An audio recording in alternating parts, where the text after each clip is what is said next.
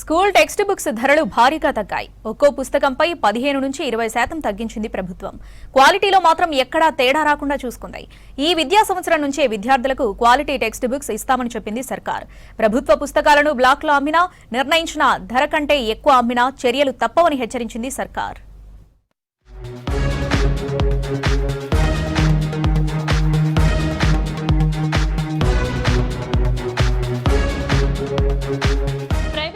ఫీజులు, పుస్తకాల భారంతో సతమతమవుతున్న పేరెంట్స్ కి సర్కార్ ఊరట లభించే న్యూస్ చెప్పింది.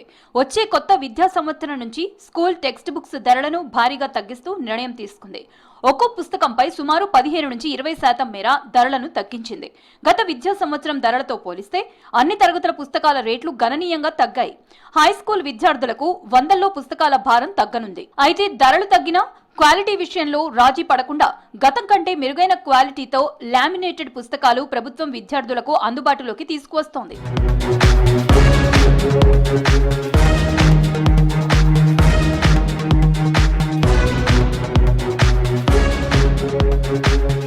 రాష్ట్ర వ్యాప్తంగా 11,000 వరకు ప్రైవేట్ స్కూల్ ఉండగా వాటిలో 38 లక్షల మంది చదువుతున్నారు. అయితే ప్రైమరీ స్కూల్ లెవెల్ వరకు ఏ పుస్తకాలు వాడినా అధికారులు సీరియస్ గా తీసుకోరు. కానీ 6వ తరగతి నుంచి 10వ తరగతి వరకు మాత్రం తప్పనిసరిగా సర్కార్ నిర్ణయించిన సిలబస్ పుస్తకాలు, సర్కార్ ప్రింట్ చేసిన పుస్తకాలనే విద్యార్థులు కొనుగోలు చేయాల్సి ఉంటుంది. ఈ క్రమంలో వరుసగా 4వ ఏడాది కూడా పుస్తకాల ధరలు తగ్గడం పేరెంట్స్ కి కొంత ఊరట కలిగించే అంశమే.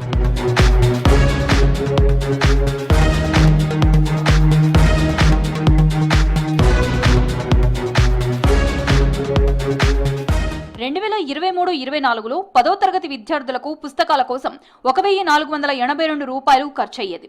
2025-26లో 10th సెట్ కు 1,078 రూపాయలు ఉన్న రేట్ 2026-27 నాటికి ఆ ధర 900కు తగ్గింది. ఈ ఏడాది ఒక్క 10th పుస్తకాల సెట్ ధరపైనే ఏకంగా 178 తగ్గింది. అలాగే 9వ తరగతి పుస్తకాల సెట్ ధర 927 రూపాయల నుంచి 776కి, 8వ తరగతి సెట్ ధర 825 నుంచి 690కి ధరలు తగ్గాయి. ప్రైమరీ క్లాసులకు కూడా ఒక్కో సెట్ పై 35 నుంచి 60 వరకు ధరలు తగ్గించారు.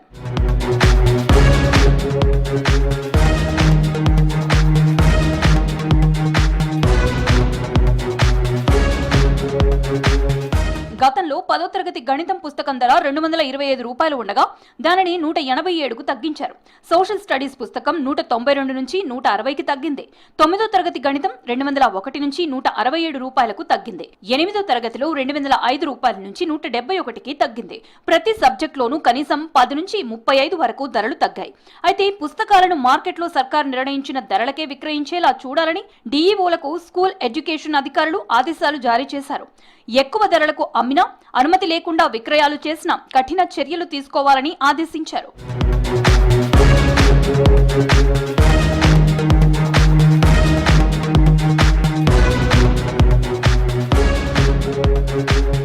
ముడిసరుకుల ధరలు 20% పెరిగినప్పటికీ పబ్లిషర్లు గత ఏడాది కంటే తక్కువ ధరలకే పుస్తకాలను ముద్రించేందుకు ముందుకొచ్చారు.